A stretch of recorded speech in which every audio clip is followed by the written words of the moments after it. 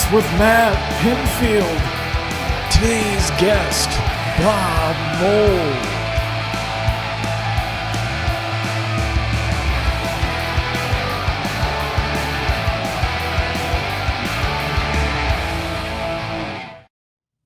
Hey, it's Matt Pinfield. Welcome to In a Lonely Place. We do this every Friday, and I just wanted to say you're never in a lonely place if you got music in your life. And, a lot of people are still isolated during this pandemic. Some people are really afraid to go out, and others are going out. And hopefully most people are being smart, being safe, and considerate of their fellow man and women. Like myself, you know what I mean? I'm always wear a mask out and just socially distant, do what I have to do, and still carrying on with life, which is important. But one of the best things that I did during this pandemic was start this show. So I'm so excited to have our guest tonight because I love this artist and have for such a long time. I mean, I've been a fan of his since his band. He started Husker Du back at the end of the 1970s, early 80s. It was one of the artists that I played through college radio and then commercial alternative radio for years. And then his band Sugar, who I absolutely loved as well. And all of his solo stuff that he's done over the years. And he has a brand new solo album out, which is great. And we're going to talk all about it. It's called Blue Hearts. So I want to welcome to the show, Bob Mould. Bob, how are you? Doing well, Matt. How are you? How are you today? I'm good, man. Thank you so much for doing the show, Bob. I was so excited that I could get a hold of you and that you're willing to do it. It's we haven't seen each other since 2011, which was that great event at the Walt Disney Music Hall when a bunch of your friends came out and played. Everybody from, Dave Grohl and Britt Daniel to, John Worcester from your band. And just so many people were there that night. It was fantastic to see A Little Light, the celebration. And also, in recognition of your book as well, which was incredible. So I love that night. It was such an honor to be a part of it. You know what I mean? To come down and kind of host the thing for you. And thank you for having me. Yeah, I'm glad you could make it. That was a really special evening. Again, the book had come out in June of 2011, and it was an interesting time for me. It was right before I started work. It was right as I was getting ready to start working with Merge Records. And like I said, John Worcester and Jason Narducci, my bandmates, had been on board for a couple of years, and we had a little bit of touring under our belt. And that evening was really, really great, just to be surrounded by friends and yourself included, and just celebrating that crazy life that I had up to that point, and now we got 9 more years of stuff to get caught up on. Yeah, we absolutely do, which is amazing. I want to go back and do some historic things too, but I want to talk about the new record because I love this album. Sunshine Rock was great. It was about 18 months earlier that came out, but when things started just going crazy this past year, it was the perfect time for you to release the single American Crisis, which I loved. And I remember because Chris, who works on producing the show with me here, is like, have you listened to the new Bob Mould American Crisis? Man, he's got fervor and he's angry at it. And it was just, I love the feeling of the record because there's the thing about the album is, it reflects a lot on what's going on in our lives, from every aspect, from a political aspect and, but also from an emotional introspective aspect of, you take songs like When You Left, and Little Pieces, Heart on My Sleeve, things that are great. So, I mean, it's got a really nice balance of those two things, Yeah. It was time, while this was all going down, what were you about to hit the road? What were you doing when the pandemic hit, Bob? When the pandemic hit, I had just gotten back from mixing the album. To sort of set the whole story up for people, the song American Crisis, which is, the first track out and the center point of the record, I wrote that in April of 2018 when I was living in Berlin, Germany. And you mentioned Sunshine Rock, which, was the 2019 album. So, American Crisis was written during the Sunshine Rock writing period, but it was, I wanted that album to be more optimistic. The 2 albums I'd made previous were a little bit darker. So, I looked at the content of American Crisis, and it took me 5 minutes to write that song. Those words just fell out on the page, and, they're still true. Yeah, absolutely. Yeah, so we had the song in the in the mix for Sunshine Rock, but it was just a little dark for that album. So I kept it in my pocket. We went out and we toured Sunshine Rock in 2019. I was still over in Berlin. I was doing a lot of solo electric shows in the summer and fall of 2019. And I just started writing a lot of aggressive guitar music, sort of around American Crisis. Songs like When You Left or Siberian Butterfly, all of that stuff just started coming in a rush. And, Thanksgiving of 2019, I came back from Berlin to San Francisco, where I am now. And man, I'm telling you, I was just astonished at how polarized America had become. I was watching the news in Germany, and I was, commuting back and forth over the entirety of the Trump administration, and I knew things were bad. But when I got back here, and that news as entertainment, 24-hour news, constant, polarity on social media, my head just started burning. I was like, how can we be back at this place again, but 100 times worse than I remember from the 80s? So, January of 2020, I had 3 weeks of solo electric touring set up, and I was out in the Northeast, and I was trying out a lot of the material that became the Blue Hearts album. And it was funny. Matt, I remember the first show I was playing in Fall River, Massachusetts, at like a performing arts center. And I come out and I do packs of songs, right? I'm doing Hoover Dam and Favorite Thing, and The Descent, all the songs people like. And then in the middle of the show, I stop and I start telling people about these ideas that I'm having about, Reagan 1983 and Trump 2019. And I start playing these songs, and they're very, like Heart on My Sleeve, and I think I was playing Next Generation and Forecast of Rain.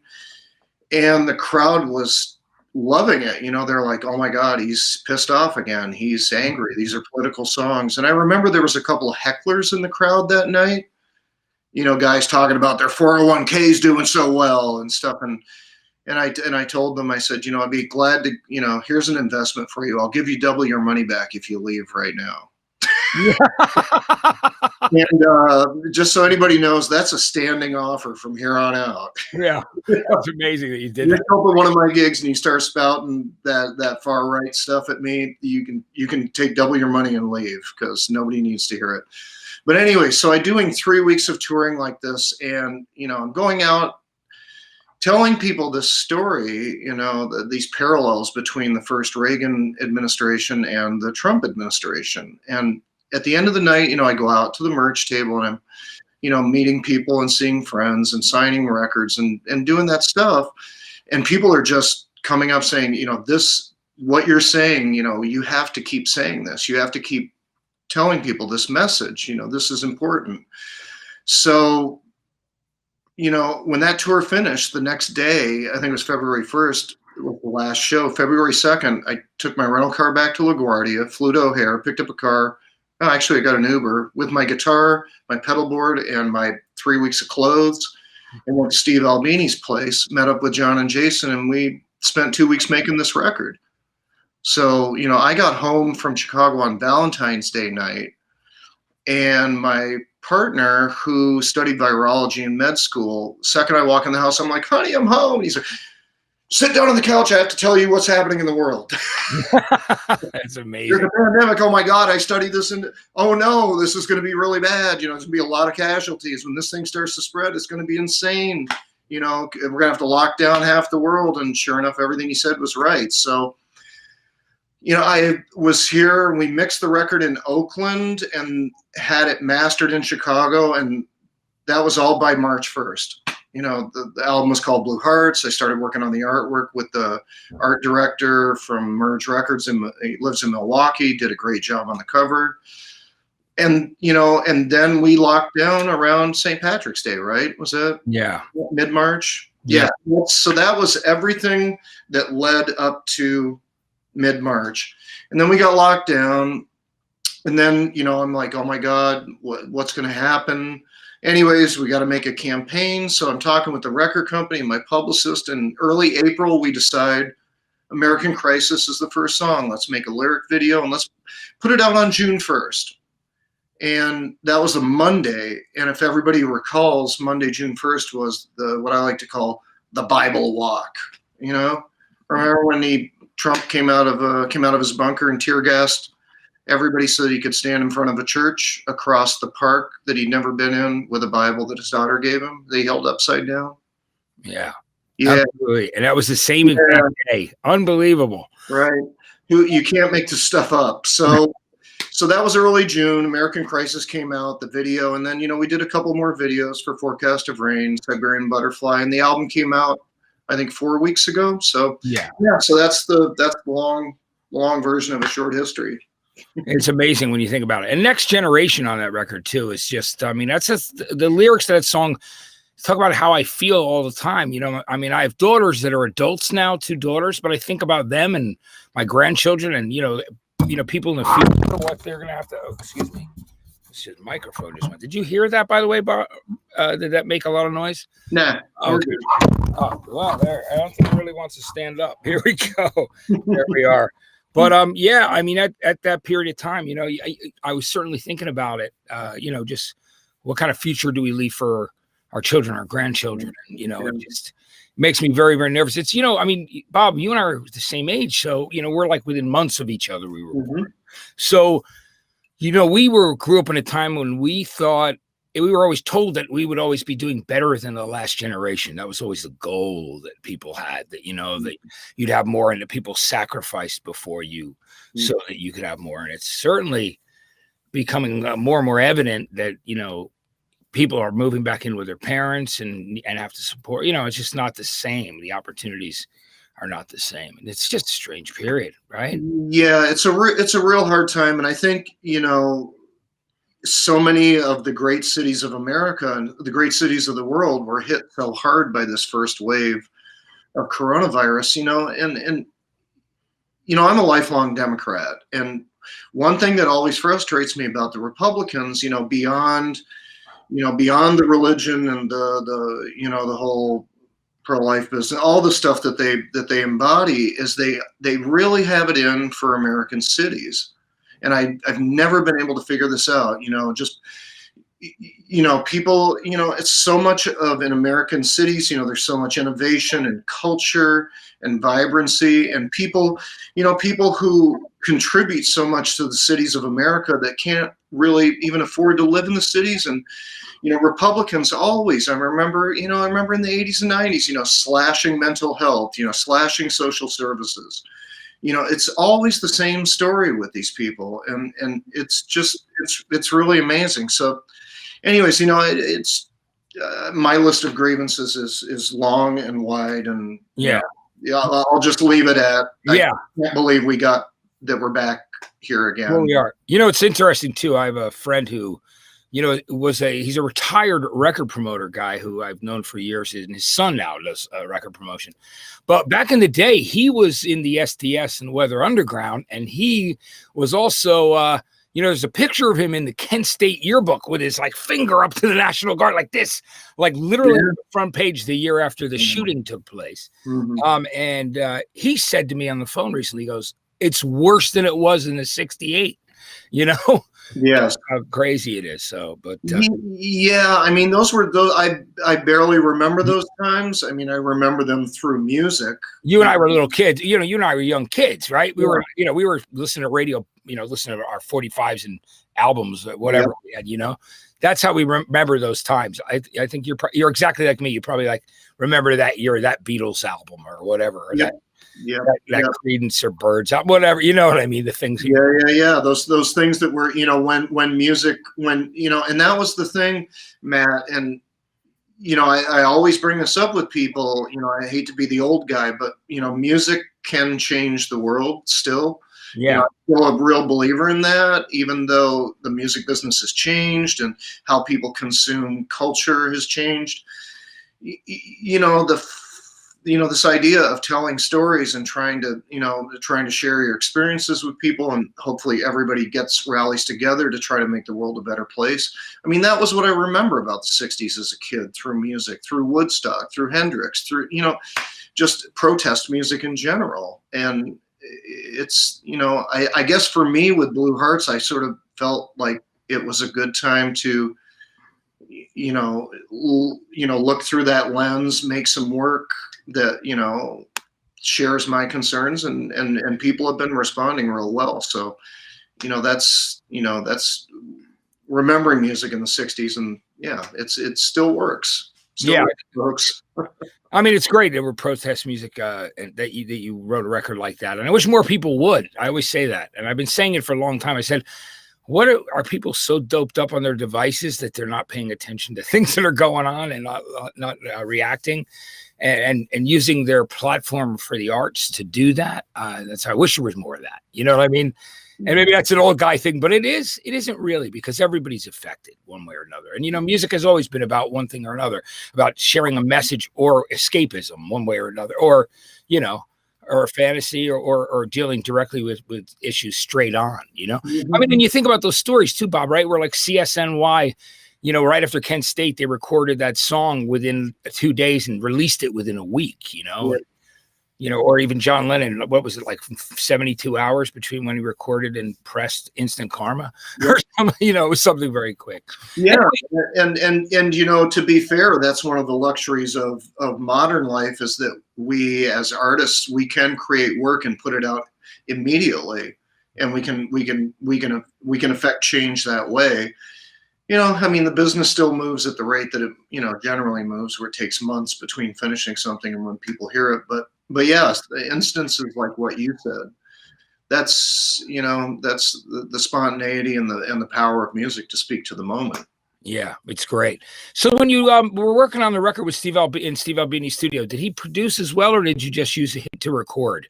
Just used his studio. Steve was around. He always pops in and says hi a couple times during the sessions. But it was myself and John and Jason and Bo Sorensen, who, this is the 5th album he's worked with. We've all worked together on. Yeah. And it's Bo he's flying the plane. We're out on the tarmac making noise, and then when all the parts are right, those John and Jason go home, and me and Bo sit there and try to make it sound like it should. So yeah.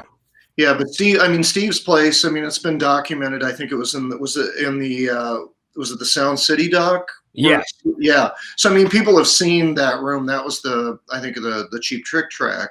Yeah. And Jason was talking in the movie as well. But yeah, it's a great facility. Steve is Steve has impeccable taste in equipment, and his A room that he built it's one of the few rooms that can withstand the way we make records, the high volume. Yeah, which I think is great. Like the live shows that I've seen way back since the early days on the SST days.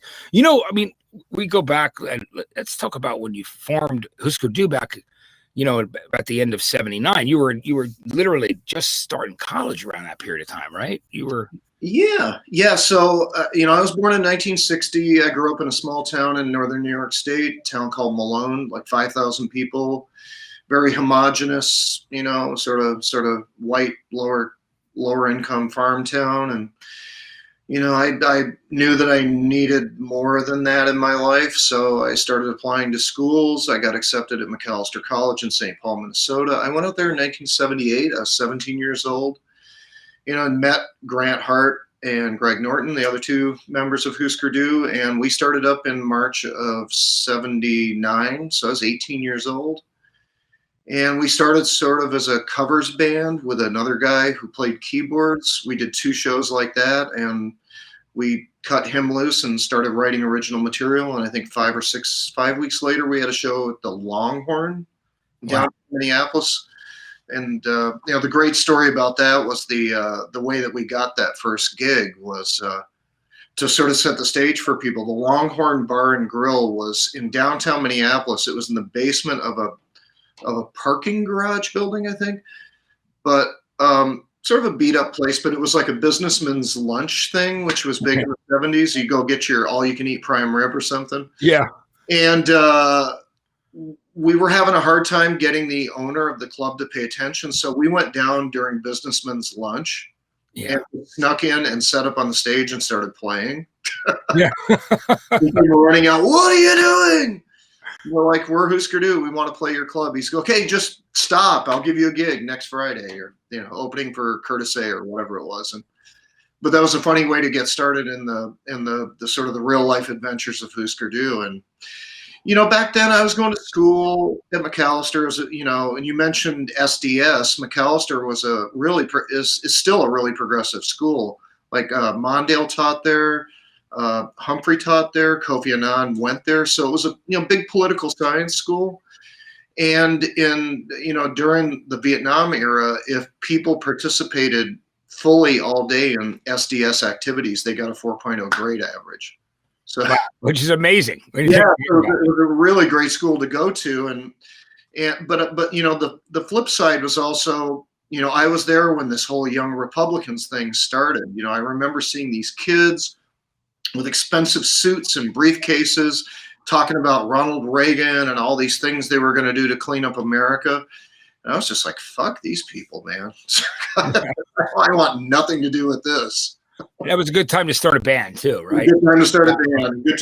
A good time to start a band that had an eye on local politics and, sort of world politics, but not being very worldly, but understanding, being on the correct side of the fence and stuff like that. So yeah, so that was the beginning of my, first time I stepped on a stage for all of $6. Yeah, 1979. Do you remember some of the songs you did when you were doing the covers originally? Oh yeah. Greg? Yeah, doing a lot of doing like a lot of surf stuff. Because Grant had that Farfisa organ, and our friend Charlie, who was the keyboardist and the lead singer, he could belt out a mean sea cruise. Yeah. Yeah. But we were also doing stuff, with Buzzcocks, stuff off of Perubu Modern Dance. Yeah. Velvet Underground. The stuff that, some stuff easy, some stuff harder songs, but yeah, things like that. And then, after we started doing original stuff, there was no looking back. Yeah, of course. It's funny. It was so sad we lost Pete Shelley 2 years ago, Buzzcocks were such a great influential band. There's no question about it, Yeah, Pete was a big influence on my songwriting for sure. Just in the sense that I didn't recognize it at the time, but Pete was writing these gender neutral love songs, and I was like, wow, that's a really great way to get around outing oneself, is just to Yeah, before you came out, and Pete, I don't know if he ever came out. I mean, he was bisexual, but I don't, but he definitely had a good way of writing that and figuring that way to do it and to write, right? So you took a cue from that, you're saying. I took a cue from that, and it was partly conscious, partly unconscious. But what I learned from that is, a love song is a love song, no matter who the two people are. Yeah. And that was the beauty of the Buzzcocks, that it spoke to everybody. And I guess that's what I picked up from Pete, Yeah, it was such great stuff. Do you remember what that first tour with Husker Du was like? Was it in a van or was it a station wagon? What did you have when you guys went out on the road when you first Oh my God. Well, the first time that we went out of town, the first time we went to Chicago to do a couple shows, I think Grant went to a local car dealer. Yeah. And I think the owner of the car dealer was running for office, like to be, ombudsman or, city council or whatever. And I think Grant's dad taught at the local high school. So Grant did this thing where he's like, well, maybe we can help support your campaign, but I really want to test drive this station wagon. So we ended up test driving it to Chicago and back to do a couple shows. That's great. It was smart. That was smart on Grant's part, right? I mean, you're very resourceful like that. So, but that was, our first times out of town, and we went, and Chicago was the big city, compared to Minneapolis. And, that was our first taste of seeing what punk rock or an early hardcore looked like outside of our own, little scene in Minneapolis. And it was a real eye opener. And then, we we would go to Chicago regularly, and then the first proper tour was the summer of 1981. Was that around Metal Circus? And then no, it was before. It was a tour that went Western Canada to the West Coast to Chicago, and then when we got after 2 months of crazy touring, we got back to Minneapolis and recorded what became Land Speed Record. Right. Wow. Right then. Oh, that's far back. Yeah. Yeah. So even before, that's amazing. Thinking back about it. Do you remember playing in New Jersey, City Gardens? Oh yeah. Yeah. Do you remember going to City Gardens? Yeah. Yeah. City Gardens in Trenton, a big old warehouse, you know? Oh my gosh. You know, when I was out doing the book tour, I did a show for Randy. Yeah. Randy's a great guy. He's great. He's great. Randy. And of course, I remember the gigs at City Gardens when Jon Stewart was bartending in the back room. Yeah. Sort of formerly of the Daily Show. Yeah. Right. Which, I mean, it all comes full circle with you writing the theme song for the Daily Show, right? You know what I mean? You can't make this stuff up. You really can't, but it's brilliant, you know? So, I mean, you know what people ask me all the time, and I'm sure you hear this, Bob, is, you know, will there ever be special editions of the SST records? You know, because I know there's obviously probably some tapes, but is that because the Greg Ginn thing? Is it the same with you guys in Black Flag? Because I know that a long time ago, Henry had said to me, he goes, I don't know if there'll ever be, you know, any special editions because of just stuff that's tied up legally. Is that pretty much what I think, you know, I mean, all of the SST records are still in print.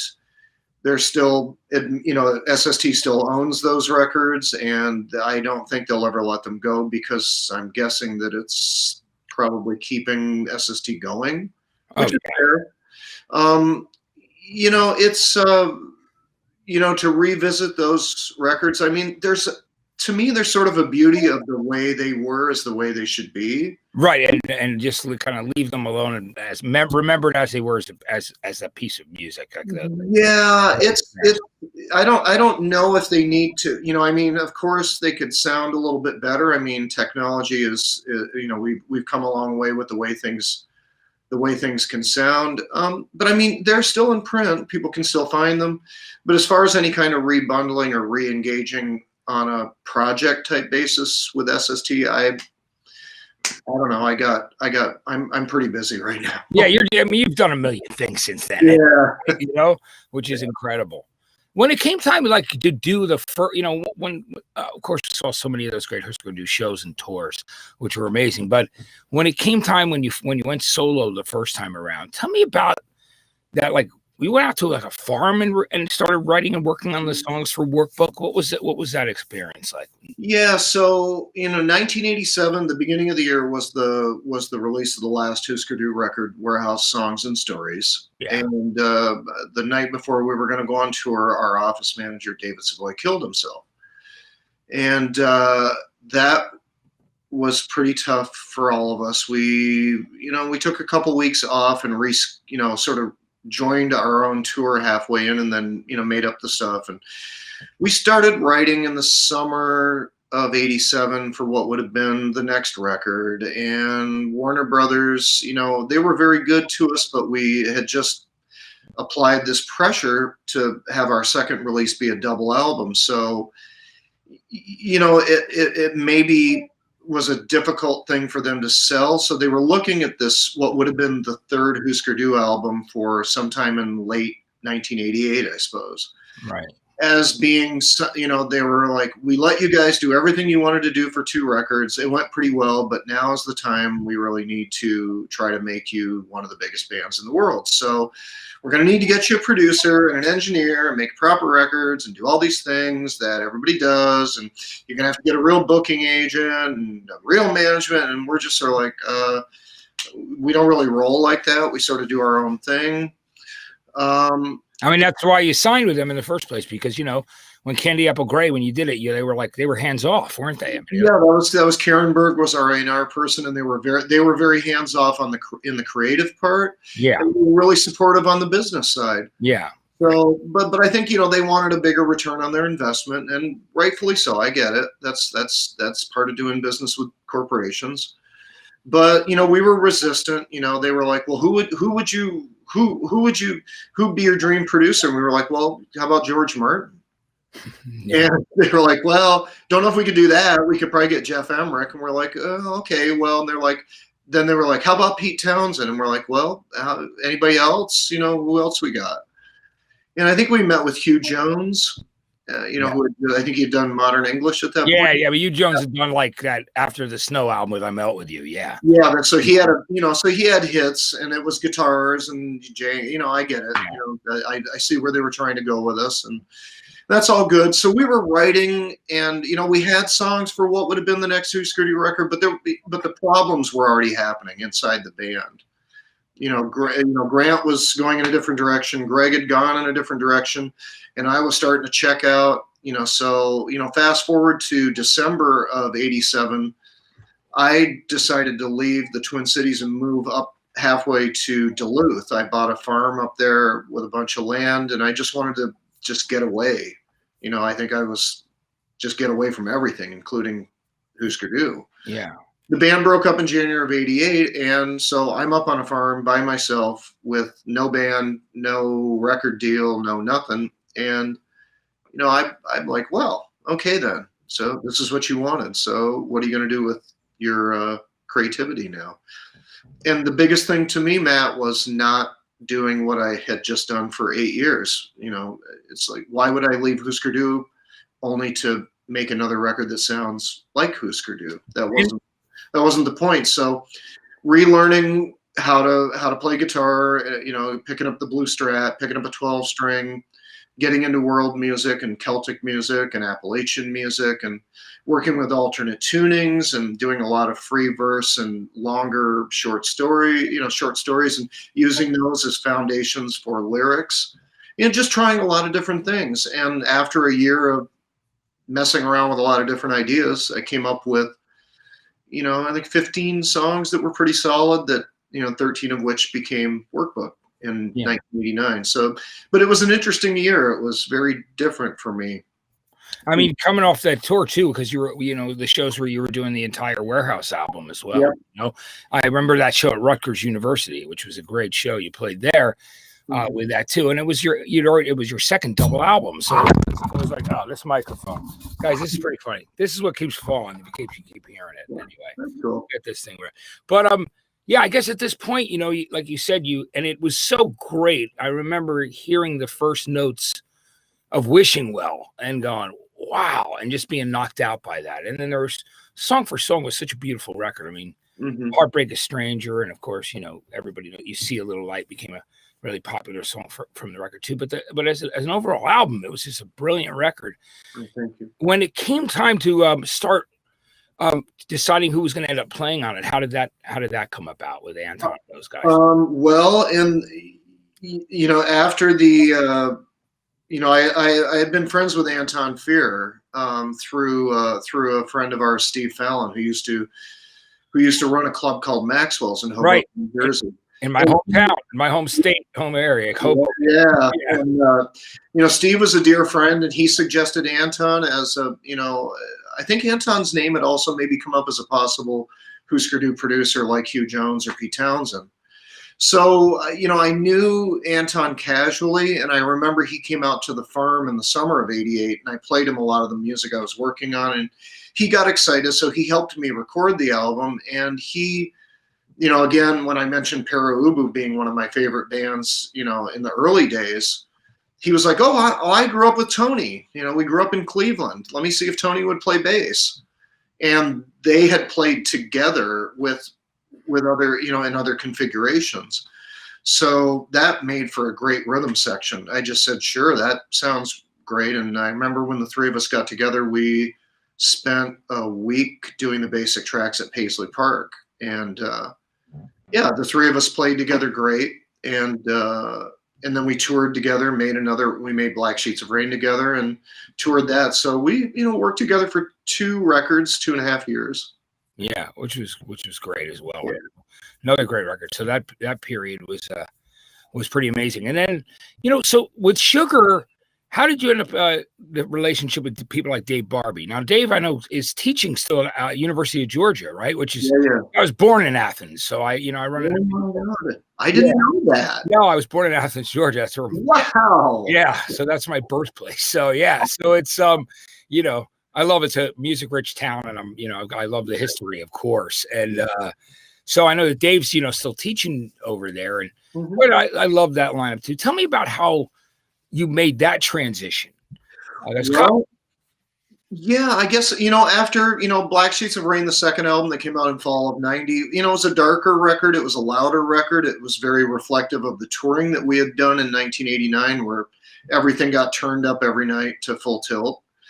So, and, I had just ended a long relationship. So, it was a little more ponderous, a little more introspective, heavier, a little angrier affair than Workbook maybe. And, we did the touring on that, and I just wanted to sort of leave things where they were with Anton and Tony. I think we had done what we wanted to do. I had management through that stretch, and I found out some, not good things about the way my business was being run.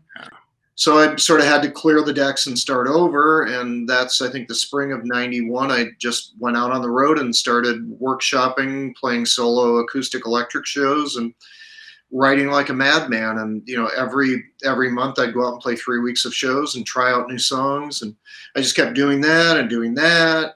And then my newer partner at that time was from Athens, and he was friends with David, and I knew David's band Mercyland from Athens.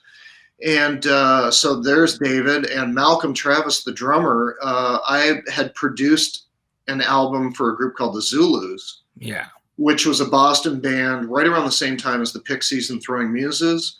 And the Zulus were the extension of what was Human Sexual Response. Yeah. So I had worked with Malcolm in the studio, and I knew he was a great drummer. So I had David, then I had Malcolm. I had all of these songs that I was writing and touring all of 1991 in the solo format. And early 92, I got those guys together. We went down to Athens, and we rehearsed in like a spare room of a tire shop in downtown Athens. Yeah. 3 weeks learning what became Copper Blue and Beaster, and I guess 14 other songs that they're in the box set, I guess. So, yeah. It is amazing, right? You have that many songs at that period of time. I had 30 to record, and I had many more that didn't make the cut. So it's amazing. That album is such a classic start to finish. I mean, people love that record. I mean, I certainly one of those people. I mean, you remember, I think I told you the funny story where I did stand on the edge of the Hoover Dam singing Standing on the Edge of the Hoover. Oh, yes. With a couple of friends. And one of my friends has it on video. I found, recently he said, we filmed that. I'm like, really? So there's so many. I mean, I remember when Helpless was the first single that came out, and I remember playing that on the radio at the radio station in New Jersey, the commercial station down there, and just loving that record. And it was, and then of course, File Under Easy Listening was next, right? So Copper Blue was fall of 92, and that did great. That was like the celebrated return to form. I think. Ryko Disc did a great job in the States, and we were, Sugar was on Creation Records in the UK, and at that time that was the beginning of the real rich period for rich in creativity for creation. My God, it was like My Bloody Valentine, Swerve Driver, Primals. I think that was right as Alan might have found Oasis. Alan McGee, who discovered Oasis. I mean, there was Boo Radley's. I mean, there was. Great bands on there. They're amazing. I recently did a thing with Alan. Because he relaunched the singles label. Oh, cool. So for his creation website, I did a long interview with him. He's such a great guy. Did he revive Pop Tones or? No, he's actually he's calling it Creation like 23 or something like that. Cool. Okay. So he's doing, and he's got some really cool stuff. And he's also planning some kind of upcoming festival when a creation festival when the pandemic passes. But Yes, He's doing great, man. He's healthy. He's doing good, man. It was great to catch up with him, you know? Yeah, so I mean that period in '92 when Copper Blue came out, I mean that Creation was on fire. The band Sugar got really hot in the UK first, and it got pretty hot in the States. And then I think it was the beginning of '93 with the "If I Can't Change Your Mind" video, and Yeah. that's probably when you and I started doing business. Yeah, absolutely. Yeah, It's amazing as we go back in time. It's amazing it's been that many years, which is great, you know, and I love that we've throughout a career, whether it's me being on the radio in New York City or maybe there's been so much stuff. So I love we started interacting a lot more face to face, and I remember saying to Alan in late '92 as everything was on fire, and he was like, "I think you're going to get NME Album of the Year." I said, "Well, Alan, we have that other record. Why don't we, I'm going to call it Beaster. Why don't we put it out around Easter? Because it's got all this religious stuff in it." Yeah. Sounds like a good idea to me.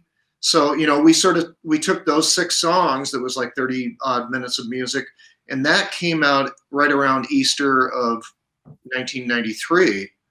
And that was the most successful chart position I think that Sugar ever had. I think we were number 3 in the national chart in the UK the first week.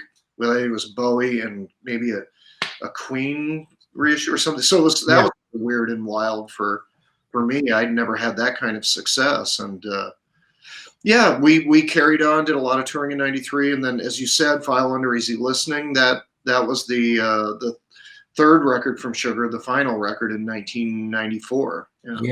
Yeah, it's amazing. But and then the solo thing came again.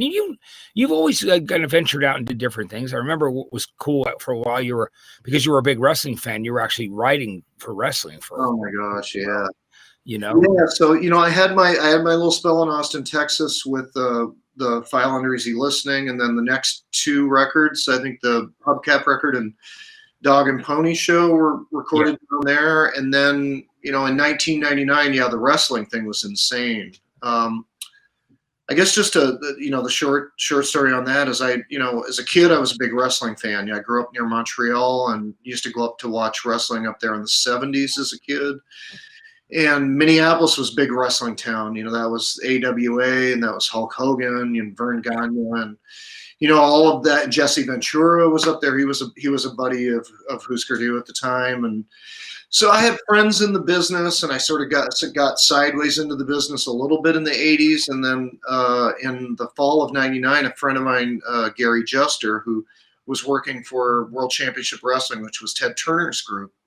They had Monday Nitro and Thunder on Thursday, and there was an executive vice president of the company was taking a break, and they were looking for some new creative people, and they called me up and said, "Do you want to come in and help do the shows with us?" And I said, "Yeah, you got to tell me what you want me to do, but I'll try to help."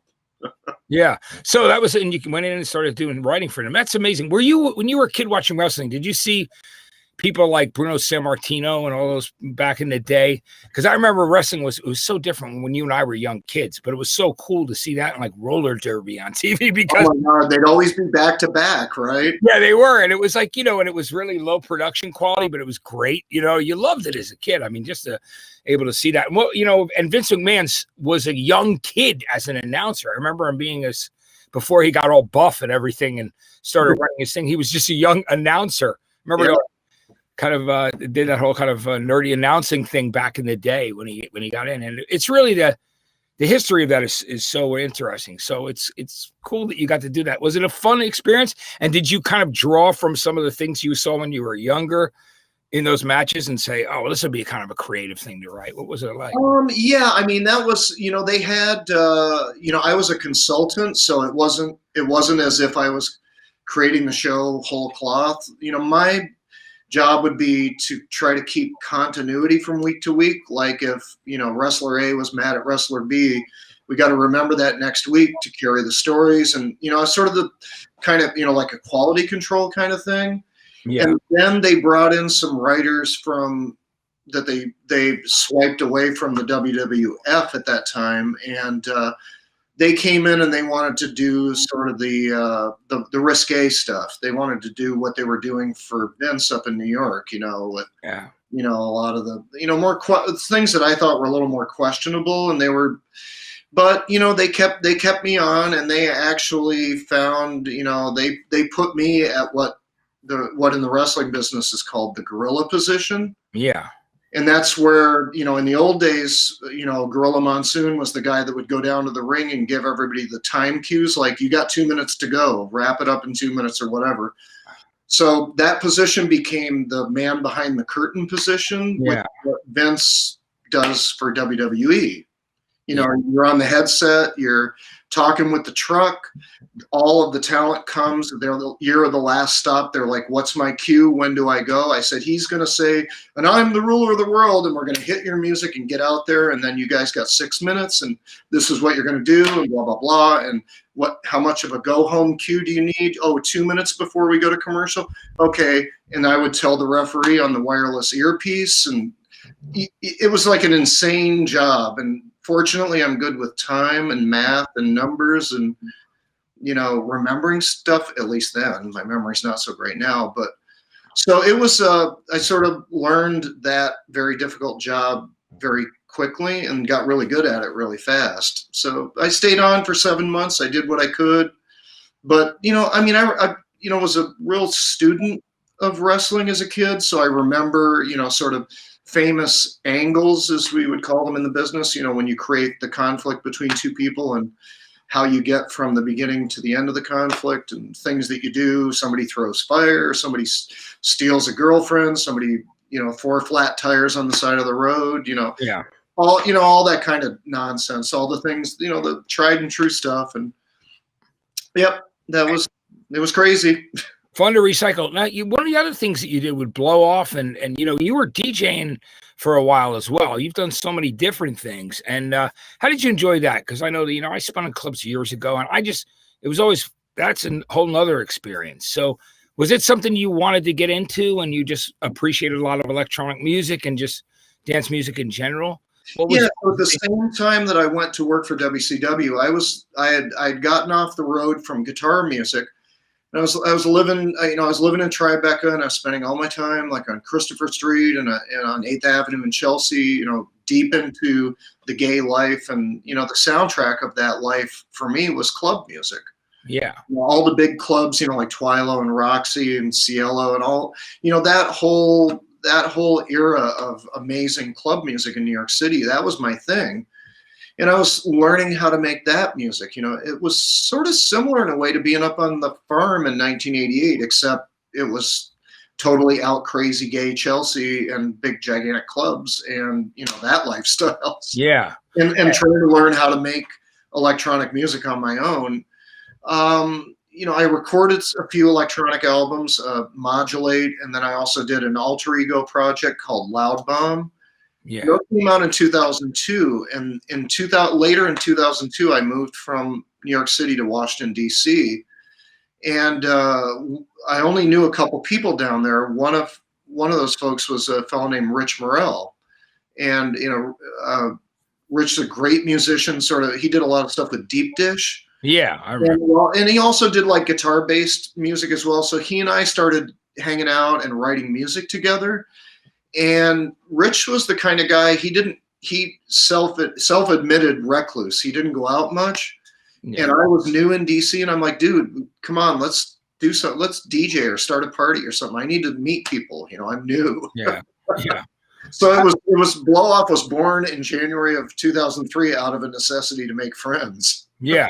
And it worked out. That's great. And it's amazing how many different places you've lived. Because, I've lived all over New York City in those years, and I know all those areas. But it's incredible that I usually when I wonder where you are, I'm like, Bob, where are you living right now? Which is great to know. So how long were you in Berlin for? Because that sounds like that was.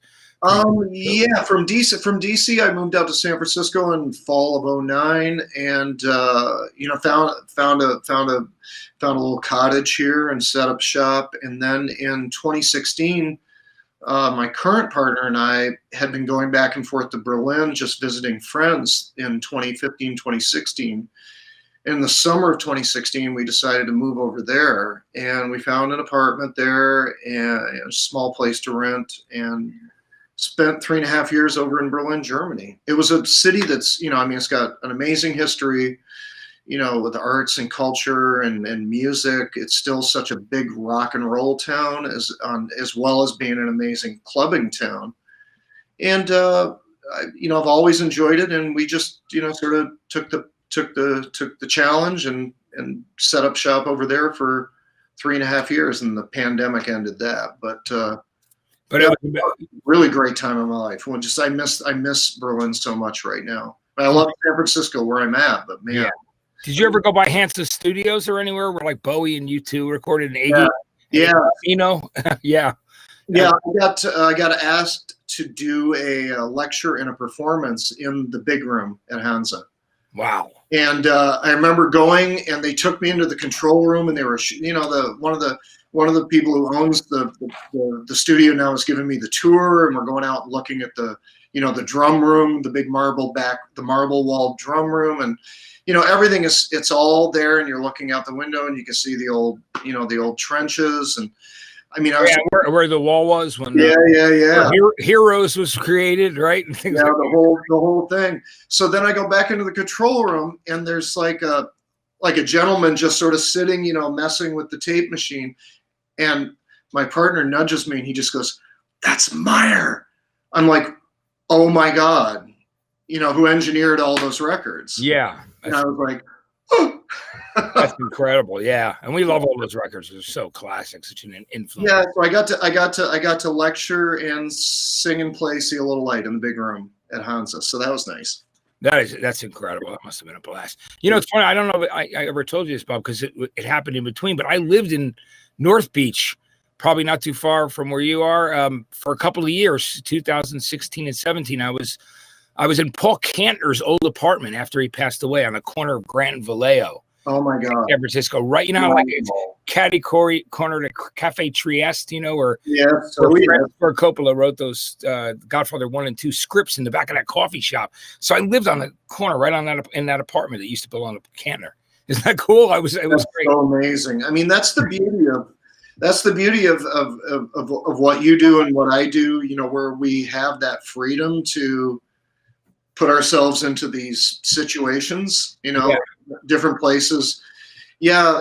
Berlin for me, I lived in the old gay neighborhood in Schöneberg, and, it's Christopher Isherwood. Bowie and Iggy's place was between my house and the gym, just stuff, I lived in the attic above a gay bar. I mean, in the middle of like Folsom, Europe, Fetish Street Fair would be like out my window every year. And I mean, it's just sort of like seeing all of that deep, walking by the El Dorado every day, where that was where Cabaret was, and now it's an organic food store, and it was. It's amazing that Cabaret was there, right? Is that close? Yeah. All that history. Oh my gosh, all that history and just the vibrancy of that city. I mean, it really lives on there. Just that progressive ideas, and not to sort of weave back to politics in America right now, but I mean, it would be things like, I'd go out in the morning and go out to have coffee, and I'd get to like Hauptstrasse, like the main street, and there'd be a protest, and I'd be like, oh, I wonder what's this all about? And, it'd be something about women's reproductive rights, and it'd be 1,000 people marching and chanting peacefully with signs, and everybody stops what they're doing, and they stand on the sidewalk and they watch. And if you approve, you do that. And if you don't, you just sort of and leave. And that's what democracy is, right? Yeah. With nonviolence, which is and with no police presence. It's just like we are going to protest now because we want our voice to be heard. Oh, okay, go ahead and protest. I'll agree or I'll not agree. Yeah. Amazing how we can do that as people, right? Yeah, absolutely. Now I know that you're in the Bay now. Is that somewhere you would move back to once this pandemic ended, or do you think you'll probably stay in the States? Well, I forfeited my visa to because I can't keep a place there now. There's no travel back and forth. Yeah. So I mean, I look forward to going back to visit, but it's doubtful that I could re-up my visa. I think it's pretty much I got one, I had an extension, and the next step would have been, do you want to get a passport? Yeah. Now that I've sort of broken that sequence, I don't know if I can get back in it. So Yeah. Yeah. But I mean, my bicycle is still, there's that joke, you always have a suitcase in Berlin. Well, all of my stuff is showing up from Berlin any moment, except for my bicycle. So I left my bike there. So I have a bicycle in Berlin. Yeah. It's amazing. That's great, though. I'm glad you had a good time there, and you're back here. Do you miss being on the road and actually being able to perform for people during this period? Yeah. This is crazy. I really don't know what to do with myself. I mean, I was go for 40 years. Yeah. And touring, and I mean, people often, they have this idea like, oh, you must have the best life. It's like, yeah, I do, but that life is hard. Yeah. Touring as you get older is really hard. And, when you're, anywhere between 60 to 100 days a year, you're getting dropped off at the curb of an airport to check in and do all this stuff. I mean, no complaints, but man, it's a crazy life, being a working musician, touring the world. It's wild. And for me, I would get this rhythm that it's like cycle after cycle of, isolating myself for months to write music, and then spending a couple months recording music, and then spending 4 to 6 months waiting for people to hear it. And then you spend a year out performing it, and then you regroup and you start that all over again.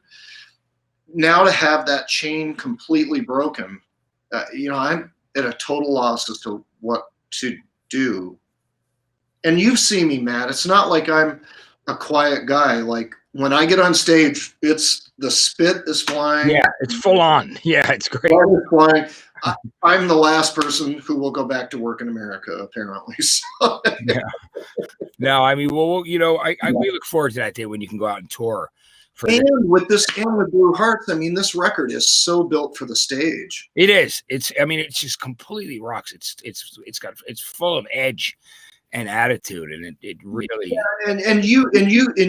I mean, you hear the difference, like Sunshine Rock with all of those orchestral arrangements and all of the detail work in that record. It was a challenge to get some of the songs to come across on stage the way they did on record. But Blue Hearts, man, it was just like guitar, bass, drums, some yelling, a solo, and we're done in 2 minutes. Yeah.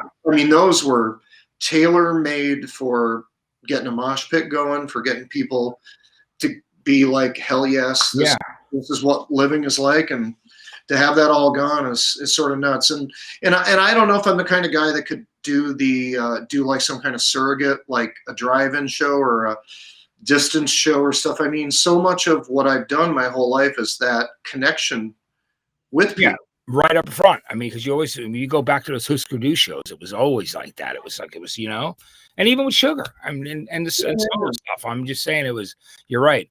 But I mean, we would look forward to it. And, there will be light at the end of this tunnel. It's sooner or later. Absolutely. Because this record, you have to tour when we come out of it. Yeah. I think by the second Wednesday morning in November, somebody will find the light switch and turn it back on. Yeah. Yeah. So we'll get the light back and we'll get back to work. But until then, it's just like, who can make plans with all of this chaos? Yeah, I know 100%. That's why I thought you were the perfect guest for this pre-election week. To be honest with you, it was great. Whatever. So we talk about, I know it's always hard to narrow down to 7 albums. It's and it could be 7 albums you were thinking of that day. But because there's so many records you love, you're like me. We're total music sponges, Bob.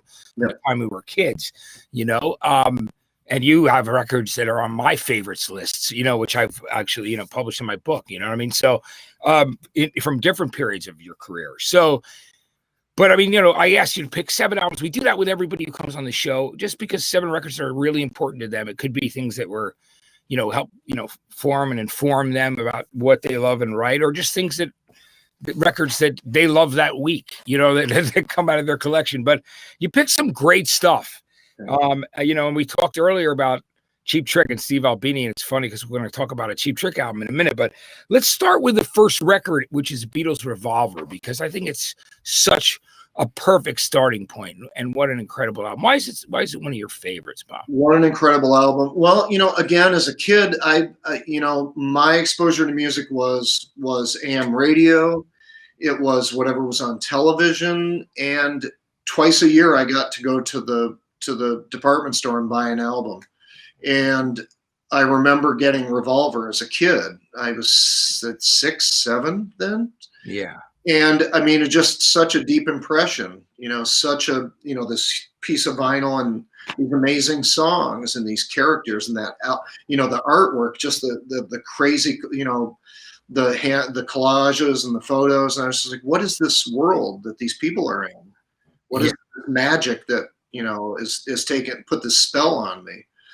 And as I mean, the Beatles are one of my all-time touchstones. And, that Rubber Soul, Revolver, Sgt. Pepper, that trio of albums, is just, I mean, the pinnacle of the 60s, and just what music could do to the world, how those guys changed the world with those songs. Such a strong sense of melody, just beautiful arrangements, just all the variety on that record, just the edge and and then the sensitivity, and all the experimentation, just here, really, I think they were the, I don't think they were the innovators of flipping the tape over and recording things backwards, but I mean, they really dug in with that kind of stuff. And, just an amazing moment in time for pop music. And me as a 6-year-old kid, just magic. Yeah, and it's such a great record. It holds up, and all those Beatles albums are just great. But you're right about that period.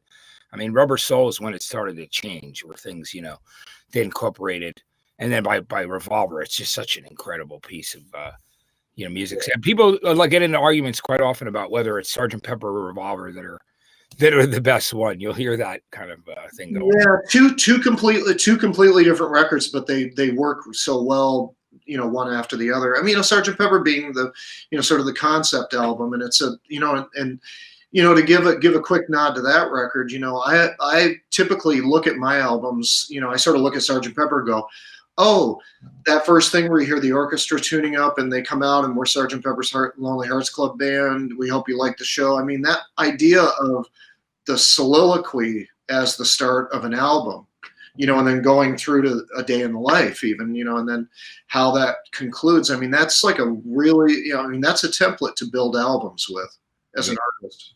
Yeah, absolutely it is. Now, the next album you picked was The Byrds, and they had so many great records early on. And the one that you picked was Younger Than Yesterday, which is, I love this record because, things like Have You Seen Her Face? I mean, I just think so good. Tell me about the tracks on this record and that you love and why you love it. Stuff like My Back Pages, Renaissance Fair, Mind Gardens. I mean, there's so much Studio 102. I mean, there's a lot of great stuff on the deep album, start to finish. It's funny. I heard that record. Our mutual friend Peter Buck played me that record.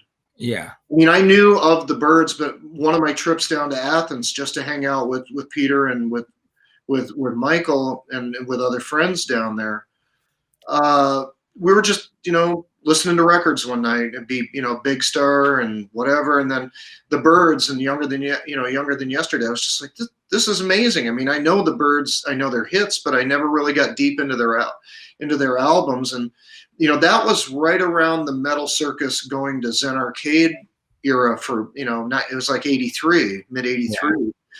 Yeah. And that record really opened my eyes to, sort of that was the beginning of the Byrds, sort of their neo psychedelic phase. And, I mean, that was something that was a key for where my writing was going to go with Husker Du, leading up to Zen Arcade. So that it's really important to me in that sense, that, it's just like, have it, that thing when you get together with friends and you listen to music and you hear something that's like a revelation, and then you sort of absorb the the cover of it really quick. You know, you don't get all the details, but you sort of get the idea and mix it in with your own stuff. So yeah, that's why that record's real important to me. Yeah, it's a great one. I love it. You discovered that down in Athens. Now, next up, chronologically too, would be Cheap Trick's In Color. And we were talking about Cheap Trick earlier. And I love, there's that story about, I love that record too. It's my favorite Cheap Trick album. It just has that place for me, with all those songs on there. And, you probably had this conversation with Rick Nelson too, where he said, they couldn't be there for the mix because Kiss told them you can either join our tour for Europe, you either go for all of it or none of it. So they literally recorded it and then handed it over to Tom Werman. And, years later, they said, well, they didn't love the mix, so they had Steve Albini redo it, of course, and redo the record. But, but I love the album. I think it's a phenomenal record, song for song. And, tell me why you love this one, because it's their second album. And, man, I think it's just a great one. It's really great. So in high school, I started going to concerts at the Montreal Forum. And the first concert I went to was Aerosmith on the Rocks tour. Yeah. And Rush was the opening act, and I thought, I was shit-faced, vomiting, drunk, stoned kid at this first big rock show I'd seen. I was also a really big Kiss fan at the time, so I saw Kiss a couple times. And one time that I saw Kiss, it might have been Destroyer tour,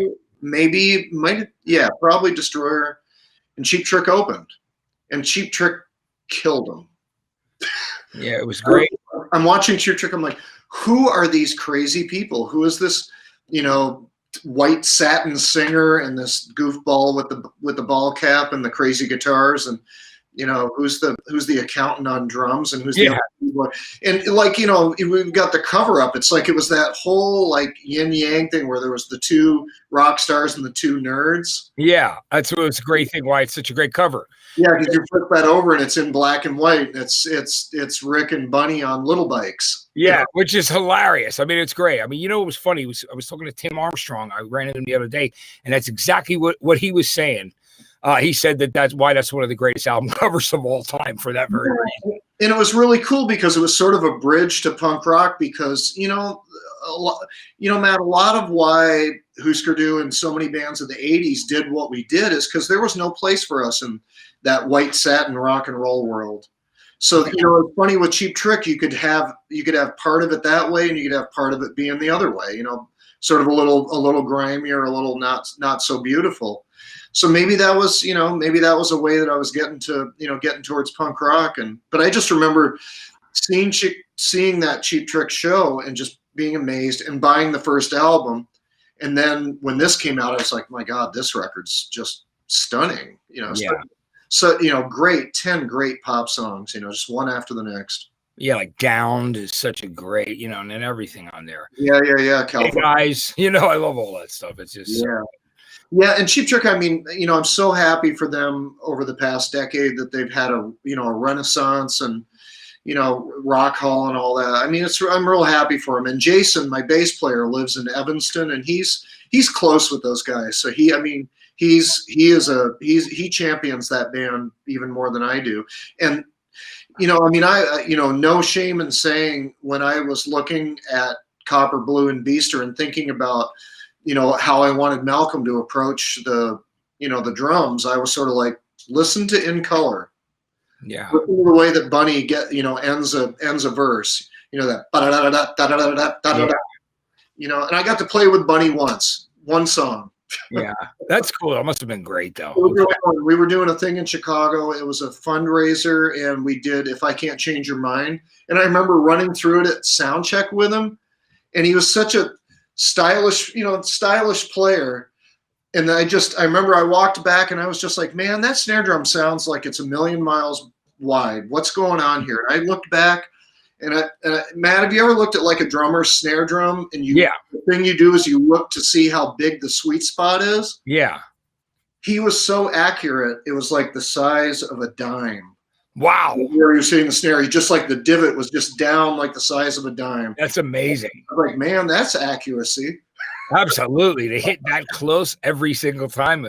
Yeah, and just that evenness of the sound, just every hit was even and smart. It was just Yeah, metronome kind of thing, right? Where he could actually play that perfectly. But his time was just to have know that exact tiny spot to smack that drum. That's good stuff. It really is. Now, the next album you picked is a pivotal album for all of us, and people around your or my age. It was a very divisive album too. The beauty of this record at that time was, if you loved it when you were a kid, some of your friends got it. The other ones were like, what is that? And I love the fact now that you go to any stadium and you hear, "Hey ho, let's go." But, back then, people were either violently opposed to it or they just loved it and embraced it like I did and like you did at that time. Mm-hmm. So we're talking about the debut Ramones album from 1976. Yep. So let's tell me why you love that. That one changed everything for everybody. I was playing guitar for about a year, playing metal songs, just teaching myself how to play, not real good. But I used to read Rock Scene magazine every month. I used to go to the drugstore and buy it. And, it was a magazine that covered Kiss, Aerosmith, Nugent, all that kind of stuff. But it also covered all the downtown New York stuff. Like New York Dolls were in there and all the time, right? Blondie Television, talking to everyone. So it was Richard and Lisa Robinson who spearheaded the magazine, and Danny Fields had a lot to do with it, I think. And so I remember seeing pictures of this group called the Ramones, and I didn't know what they sounded like, but I would see those like photo essays where the Ramones buy a PA.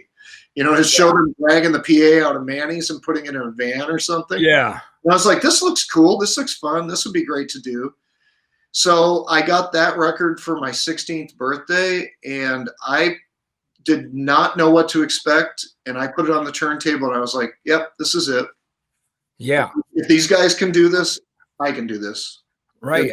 There's no excuse I cannot be in a band. Yeah, they were a starting point for so many people to realize that they could pick up instruments and learn, even if it's only a few chords. And they did so well with them. Yeah. And they, there was, just, all the surf influence and the girl group influence, and just, that just downstroke rhythm guitar, that just really simplistic approach. And also, that was a great record to learn how to play to, because the bass was on one side and the guitar was on the other. So as a kid, you could just go over and listen to the bass guitar and then play along with that. And then if I wasn't sure, I'd go back over to the other speaker and listen to what Johnny was doing. Like, oh, he went like that. Okay. Yeah, and then you hear Dee over here. Yeah, that's the whole thing with Tommy producing those first couple of albums, right? You know what I mean? When he worked on those, he did it. I love the way they sound, and I don't know what did they. I think it cost maybe $2,000 or $3,000 to make that record. The first album did not cost a whole lot. It didn't take them a whole lot of time either. It was a really great record. So and then when Leave Home came out, was the first time I saw the Ramones. They were opening for Iggy Pop in a small theater at the University of Montreal, and I think that was the Idiot tour. And Iggy was a little, wasn't, Iggy was Iggy, Idiot, period, Iggy. Yeah. But the Ramones came out, and it was like 40 minutes of just, 3 or 4 songs, and then they'd stop for a moment. Sonic Assault, right? It was a Sonic Assault, and it was and go back and look at pretty much any Husker Du show. Look at any Sugar show. Like 2 songs take a quick break, 3 songs take a quick break. Yeah, so, I love that. It was just like count it off and move, which was great. And I loved how Dee Dee's counts never had anything to do with the tempo of the song. They didn't. That was the best part. 1, 2, 3, 4. Because it could be going in a totally different direction. It'd be the same count for the slow song. So for like I want to be your boyfriend. Yeah. Right? Yeah. I love, on that album too, the fact that like Let's Dance was like, when you hear the Chris Montez version, it's so mellow. And then Ramones made that just this great rock anthem, right? Yeah. The first 4 Ramones albums are just, they're life-changing. That's the run right there. Those first, right through Road to Ruin, right? Yeah, Road to Ruin had the biggest, most modern production at the time too. Yeah. For what they could, for what they did, it was like everything was so clear and bigger sounding, and like God forbid a couple guitar overdubs. It was it was great though. It so was All those records still hold up and are so influential. I love the next one you picked, My Bloody Valentine. Your label mates on Creation, Kevin Shields on guitar. What an incredible player. And this record is really their pinnacle. I mean, they did put out a lot of cool things before that, a lot of singles, you know, and that the album before it. But Loveless is amazing. Tell me why this is such an important album to you, Bob. Well, it was December of '91, I think, as the album was just coming out. And I was over in the UK, and that was the year that I was doing nothing but solo shows. And I remember doing a week of shows towards the end of '91 in the UK, and I was touring around. It was myself and my partner at the time, and then the support act was Heather Frith, who became Heather Nova. Yeah. And she was managed by Abbo, who used to run Big Cat Records. Yeah. And was he in Jesus Jones, I think, maybe, or worked with them or something? Anyways. Yeah, he did. So Abbo was driving us around. We all got in one car and we did a week of shows. And I think it was after a Manchester show, we were driving back to London overnight. And he was like, "Oh, have you heard the new My Bloody Valentine album? They're label mates." I said, "No, I've heard of them, but I've not heard their music." And he put it on, and it was a nice car, and we were just listening to it full tilt, 100 miles an hour down the motorway. And I was just like, what is this insane music that we're listening to? You know, it's just all of those drones and just the density and all the hidden melodies, and you know, everything sounded in and out of phase at the same time, and everything was connected with those interstitial pieces. And that was really, you know, I mean, I did not know the music they made prior to that. So I loved that album. And then I started going backwards. And then as time went on, I got to know, Kevin and I got to be friends, and I didn't know that he was such a big fan of Husker Du. And I mean, all the Creation bands like Swerve Driver and speaking of another great band, Swerve Driver, too, right? Yeah, I mean, Mescal Head would have been my other album that I would have put right there. But Raise, right? The first one? Raise was great. Or was it the Mescal Head was the one that I really... That was the one you loved with Duel and all that on it, right? Yeah, Duel and Never Lose That Feeling and all that. Never Lose That Feeling was a great single, man. What a great single. One of the best songs of all time. Yeah, I love that. But yeah, so Valentine's, I mean, it was, and then... It was cool because when Sugar was up in Stoughton, Massachusetts, making Copper Balloon Beaster, that was when MBV and Dino Jr. were doing the tour together in early '92, and we took the night off to go to the Orpheum in Boston to see that show. Yeah.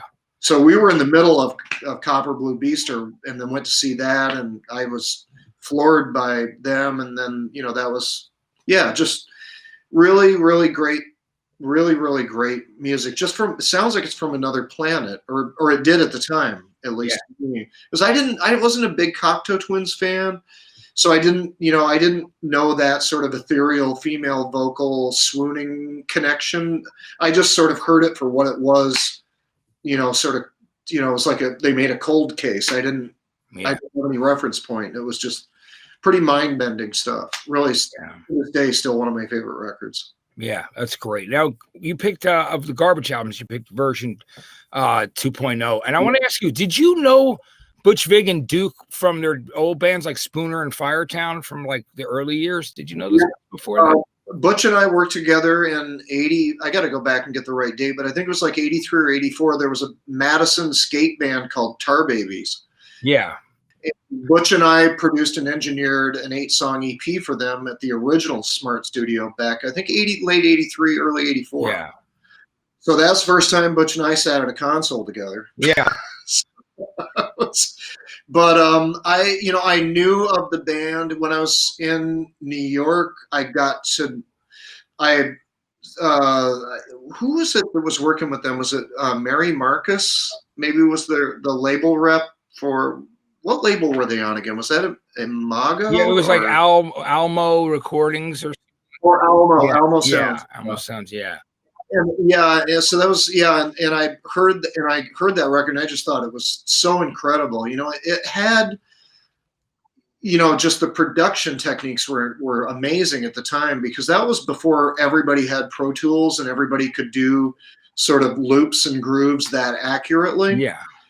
and Butch is so great with sounds, and Shirley is such a dear soul and such a presence on stage. I mean, just conveying these emotions to, that were, sort of, darker stuff, but also very hopeful stuff, and strong melodies. I love how they could stitch together a bridge to a chorus that seemingly completely unrelated in key or feel, and just, I mean, that's some really good, really masterful songwriting and production on this record. Yeah, it really is. And I love that you got to work with Butch again back around 2011 when you worked on the Foo Fighters record with Waste.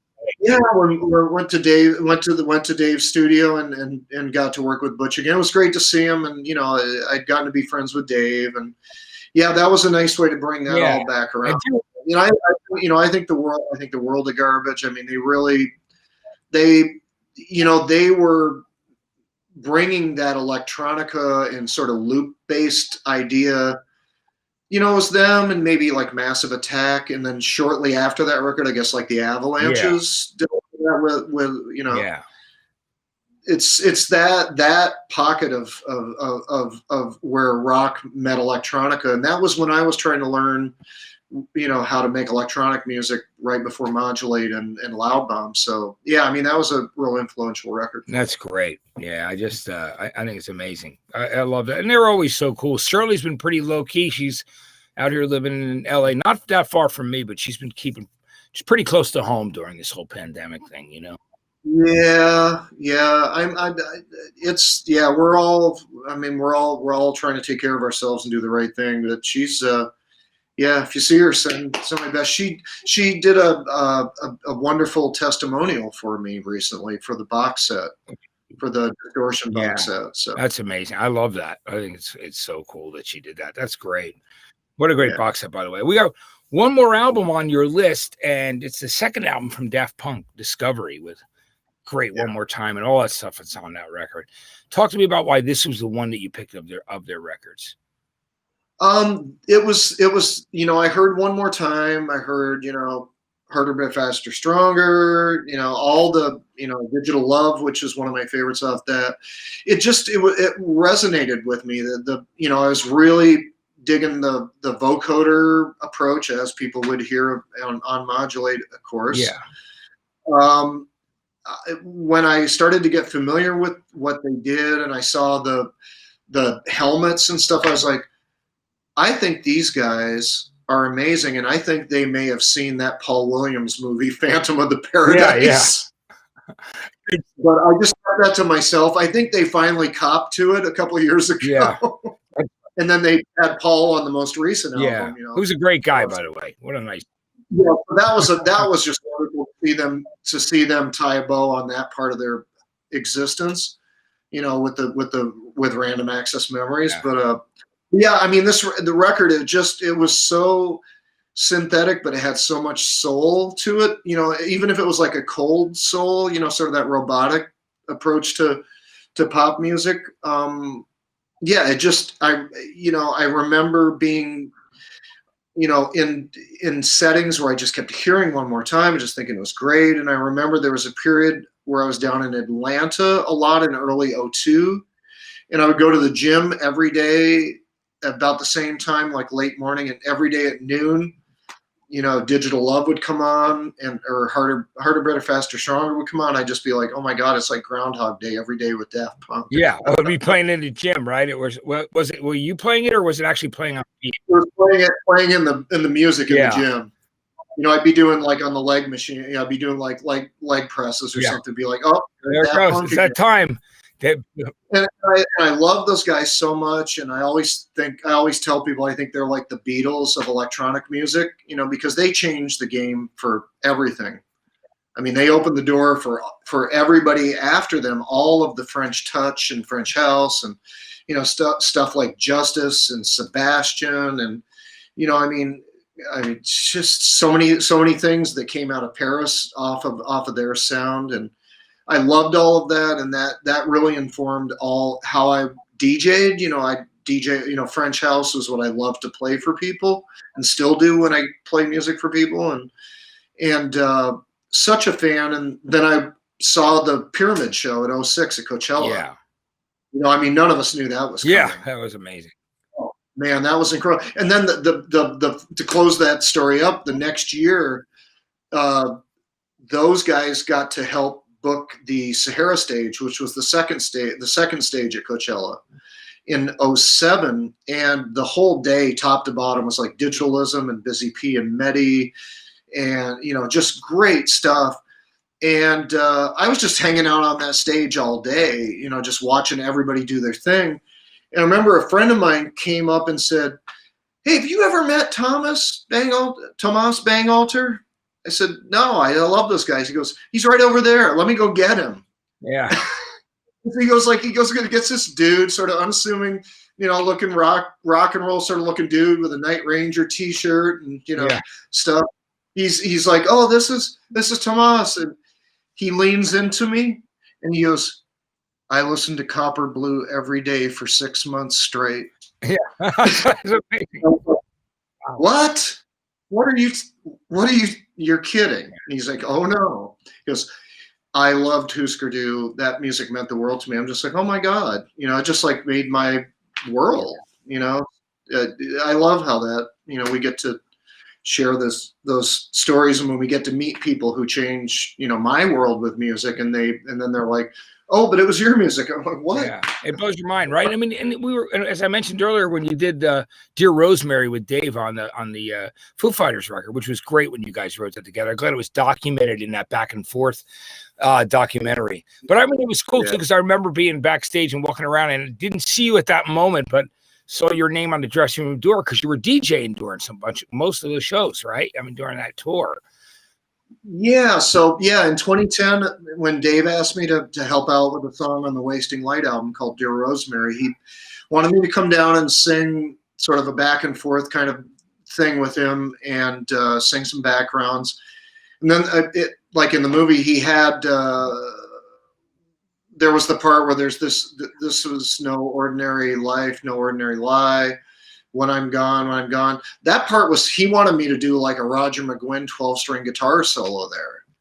And I was like, "Dave, let's write a bridge. Yeah. You know, let's sing back and forth. You know, let's do a call and answer thing there instead." And so he was like, "Oh, give me a few minutes. I'll," you know, and he came up with these ideas. I was like, "Yeah, let's do that and that and that." Yeah. And then Dave wanted, you know, he was being very, very generous in 2011, having me come out and guest with them. He wanted me to come out and play "Dear Rosemary" and do shows like Do the Garden and the Spectrum and Fargo, and do like, you know, Milton Keynes Bowl, 65,000 people and all that. And I was like, "Oh yeah, I'd love to do that. But Dave, I don't want to just hang around and just be the guy that comes on and does 3 minutes. Can I do anything else?" He's like, "Well, what else can you do?" I said, "Well, I've been DJing." He goes, "Well, why don't you just DJ? Do you want to DJ between all the bands on all these shows?" I'm like, "Yes." Yeah. Finally, I have something to keep me busy for 4 hours. Yeah, exactly. That's great. That was cool that you did that, you know. Yeah, so that's what you saw me doing, and I would do that from the back of the room on the little the double secret probation hydraulic stage. Do the encore, and he'd be on that backstage. Yeah, but he'd run all the way under the venue. Right? Yeah, I'd go all the way under the catwalk. That was always a pain. Like, just getting there on time was always a pain in the ass. Just running under there. I mean, I give him a lot of credit for that.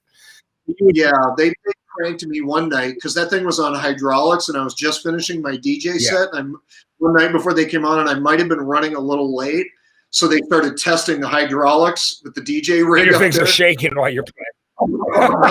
That's funny. Why are you guys doing this to me? I was just like, "Okay, no more music." That's fun. That's great. Bob, listen, you know, I want to thank you for taking the time today. This was great to have you. I'm really glad we caught up. You know, again, it was so nice. You know, I mean, you know, I love the book, and it was nice. And you said nice things about me in the book, and that meant the world to me because I've been a fan forever. And then we became friends, you know, which was so important to me, and it was so great. It happened for years. And then again, when we did the tribute celebration night, See the Light, it was beautiful just to see all those people coming out. You know, like I said, you know, Britt from Spoon, and of course Dave. Yeah, Old Steady Guys. Old Steady Guys, and Margaret Cho, and like, you know, it was like Grant Lee Phillips. It was just a great group of people, you know. And Ryan Adams. I remember you and I standing on the side of the stage together, And Ryan Adams goes out and does Heartbreak a Stranger and Black Sheets of Rain. And you look at me and you go, man, how do we go on after this? Because it was like, remember how it was a pin drop and we were just, you were making a nod to him that you were just, you loved his versions of those songs. Yeah, after Black Sheets, I think I might have said something like, well, I'm never going to try playing that song. Yeah, it was again. something like that. What you said to me, it was so funny. We're standing on the side of the stage. That was beautiful.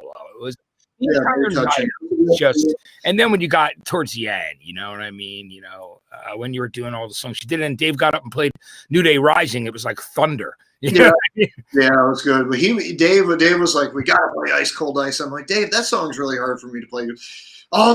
We got to do it. That's my favorite. That was the one, you know, when I had my nervous breakdown at Olson's Records after the Husker Du show emptied out in '87, and you know the record store got flooded. I was out of my mind. I was having a panic attack, and that was my song. I was like, okay, we'll learn it. And yeah, so he loved that Warehouse Songs and Stories, all those records. And then, you know, I just and he was cool when he did Grand Song too, and he did Never Talking to You Again from Zen Arcade. He covered that like as a live thing. He loves all your songs. I mean, we talk about it. I mean, your song catalog is insane at this point. Bob, do you look back and just go, I want, you know, it's when it comes time to make a set list, right? I mean, you obviously focus on what's going on now, but do you ever just go, wow, how do I pick these songs? I mean, you obviously know your things that your favorites are of people, but you have such an incredible back catalog of great songs. Does that make it harder to make set lists at this time? No, I mean, our basic formula for a set list is, you know, sort of, we want to play at least half the new albums. So that's about a third of the show. And then we want to play the ones that people want to hear, you know, the hits, I guess, you know, If I Can't Change Your Mind, Favorite Thing, Hoover Dam, you know, this To See a Little Light, those kinds of, you know, and I always love those songs. They make people so happy. And then, you know, and then the other third is where we get to play with, you know, how much Husker are we going to do? How many deep cuts are we going to do? You know, when we started bringing like Stan Guard back in, we were just like, whoa, yeah, I didn't think the three of us played like this. Okay, this is cool. Let's do this. Yeah. And Jason and John, I mean, it's just so amazing working with those guys for over a decade now. And, you know, they know the catalog, and they always have good ideas for, what about this one? And most of the times it's real good. I think, you know, I remember everybody used to always be, why don't you play Moving Trucks off Last Dog and Pony Show? And then we worked it up, we played it one night, and we thought it was great, and the crowd just looked at us like, what's that? And you're like, oh, I guess I'm not going to do that anymore. You never know. But yeah, it's so that's how we put sets together, you know, focus on new stuff, focus on the favorites, and then focus on deep cuts and, you know, the Husker stuff that we know people are going to like. And that stuff's pretty easy for us to play too, because when you play fast, you don't notice the mistakes, right? Yeah, it's a great thing. Bob, I really want to tell you, we love the new album, Blue Hearts. And for everybody watching us, I'm sure you probably heard it, but if you haven't, you've got to go listen to it however you enjoy your music. Yeah. I used to say however you consume your music, but I mean, music consumes you because it's a beautiful thing. So you can use that word. But whether, you know, you decide you're going to pick up vinyl, sometimes CDs, but a lot of people stream right now. I mean, however you do it, it's, you know, the record's fantastic. There's so many great songs on it. Thanks, Matt. It was a really fun record to make. It was a really crazy moment in time for me, you know, seeing this world that we're living in, you know, and this was before pandemic really started up, and it is just, I don't know. Yeah. I know. People. Yeah, I have mine. It says vote on it. You know? I got vote ones as well, man. Yeah. Please put on a mask. Please stay your distance. Please keep your hands clean, and please get out. If you haven't voted by mail or you haven't voted early, you got to get out and vote, and we got to turn this thing around, because if we don't do it now, we're not going to, you know, and like you were saying, Matt, the big thing to me is like, you know, I'm running my mouth about politics. It's not my strong suit, you know, but I think we're really at a moment in the history of the world where, you know, if you're an artist or you're a musician, if you have a platform and you have a voice and you feel strongly that we need to save democracy, you need to cash in some of your currency, like in a hurry, and speak up, because you may lose a few people, you may rankle some of your audience, but if we don't speak up now, we might not have voices in the next 4 years. And then if you don't have a voice, you got no audience at all. So just do the math, be safe, and please get out and vote. And hopefully you'll vote the correct way. Yeah. Thank you, Bob. I really appreciate you sharing everything with us today. It was great. I really do. And again, the album's great. I'm glad it was so nice to see some protest in music. You know what I mean? Just because of when you and I grew up, even if we didn't necessarily understand it so deeply at the time, looking back, we knew that it was commentary about what was going on. Even when we were kids, we knew that. But now we look back and realize, wow, how important was that? And it was it puts that passion in you. Yeah. It's just like people are passionate in what they believe in, and they express themselves. Yeah. And it can also be fun and entertaining, and it can rock. But thanks for all the kind words, man, and all the decades of friendship and the decades of support. I much appreciated, and thanks for asking me to do this. It's been really, really fun. Yeah, I appreciate it, Bob. Bob, take care, and I hope to see you soon when all this stuff passes. Well, I'm sure we'll meet in the city, either LA or San Francisco. I'll see you somewhere. We'll hang out, and I'll come see you play and grab some food or something. It'll be great. I look forward to it, Bob, thanks for taking the time. That was great. Bob Mould, everybody. It was so awesome today to have Bob in here, and I'm going to look up at the camera right there. I loved having Bob on. He's just been one of my favorite artists, consistently writing great songs. I mean, songs from the heart, songs that say a lot. I'm a massive fan of Bob's, and as an artist and as a human being. So I just want to tell you that. And I hope you enjoyed the show. I really do. Thank you so much for watching In a Lonely Place. And I say it all the time. Remember, you're never lonely. You're never alone as long as you have music in your life and you have some way to express how you feel. I really appreciate you joining me. My name is Matt Pinfield. I want to thank everybody at Rolling Live Studios who's been involved in the show today, of course. And, Chris Trevero, of course, Steve, and Laura Diaz, Alyssa, Josie, Carrie, everybody who's making this possible. So thanks so much for watching. If you missed any past episodes, please check them out as well. They're all up online. And once again, I want to thank Bob Mould. Get his new record. If you like vinyl, make sure you get it on vinyl as well. But it's called Blue Hearts. All right, take care. Have a great weekend. I'll be back with you next week. Thanks for watching.